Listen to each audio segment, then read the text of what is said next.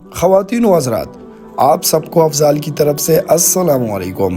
آج ہم بات کریں گے علامات کبریٰ کی دوسری سب سے بڑی علامت خروج دجال کا۔ قیامت کی علامات کبریٰ میں سے دوسری علامت خروج دجال ہے۔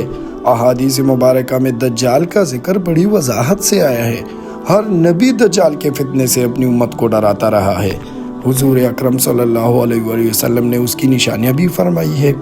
دجال کا ثبوت احادیث متواترہ اور اجماع امت سے ہے۔ دجال کا لغوی معنی مکار، جھوٹا، حق اور باطل کو خلط ملت کرنے والا۔ اس معنی کے اعتبار سے ہر اس شخص کو جس میں یہ اوصاف ہو دجال کہا جا سکتا ہے۔ یہاں دجال سے خاص کافر مراد ہے، جس کا ذکر احادیث میں تواتر کے ساتھ موجود ہے۔ جو یہودی ہوگا، خدائی کا دعویٰ کرے گا، اس کی دونوں آنکھوں کے درمیان کافر یعنی کافر لکھا ہوگا۔ دائیں آنکھ سے کانا ہوگا، دائیں آنکھ کی جگہ انگور کی طرح کا ابھرا ہوا دانا ہوگا۔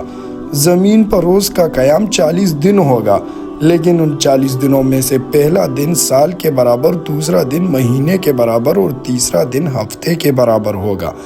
باقی دن عام دنوں کی طرح ہوں گے۔ بندوں کے امتحان کے لیے اللہ تعالیٰ اس کے ہاتھ سے مختلف خرق عادت، امور اور شعبد ظاہر فرمائیں گے۔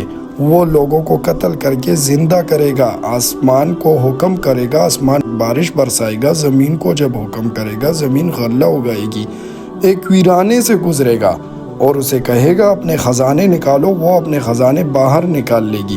پھر وہ خزانے شہد کی مکھیوں کی طرح اس کے پیچھے پیچھے چلیں گے۔ آخر میں ایک شخص کو قتل کرے گا، پھر زندہ کرے گا۔ اس کو دوبارہ قتل کرنا چاہے گا تو نہیں کر سکے گا۔ دجال پوری زمین کا چکر لگائے گا۔ کوئی شہر ایسا نہیں ہوگا جہاں دجال نہیں جائے گا، سوائے مکہ مکرمہ اور مدینہ منورہ کے، کہ ان دو شہروں میں فرشتوں کے پہرے کی وجہ سے وہ داخل نہیں ہو سکے گا۔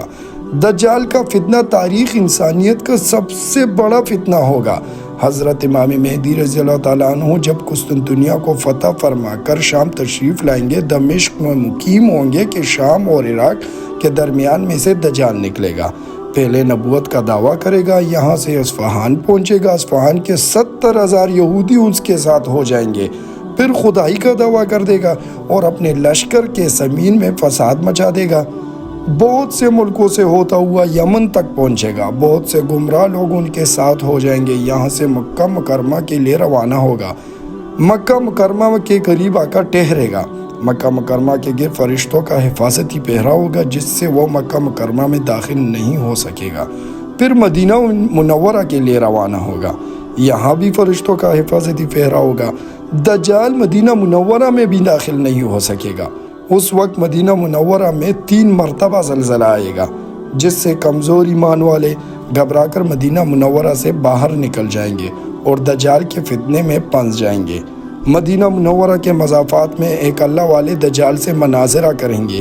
دجال انہیں قتل کر دے گا، پھر زندہ کرے گا۔ وہ کہیں گے اب تو تیرے دجال ہونے کا پکا یقین ہو گیا ہے۔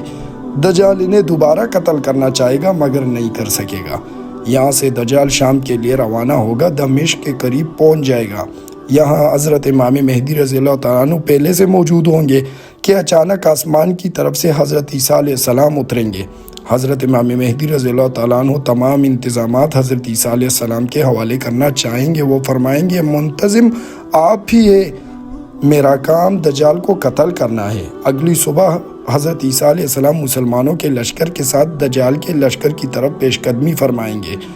گھوڑوں پر سوار ہوں گے، نیزہ ان کے ہاتھ میں ہوگا، دجال کے لشکر پر حملہ کر دیں گے۔ بہت گمسان کی لڑائی ہوگی۔ حضرت عیسیٰ علیہ السلام کے سانس میں یہ تاثیر ہوگی کہ جہاں تک ان کی نگاہ جائے گی وہاں تک سانس پہنچے گا، اور جس کافر کو آپ کی سانس کی ہوا لگے گی وہ اس وقت تک مر جائے گا۔ دجال حضرت عیسیٰ علیہ السلام کو دیکھ کر بھاگنا شروع کر دے گا۔ آپ اس کا پیچھا کریں گے، باب لط پر پہنچ کر دجال کو قتل کر دیں گے۔ اللہ تعالی ہم سب کو فتنہ دجال سے محفوظ فرمائے اور ہمارا خاتمہ ایمان کے ساتھ کرے۔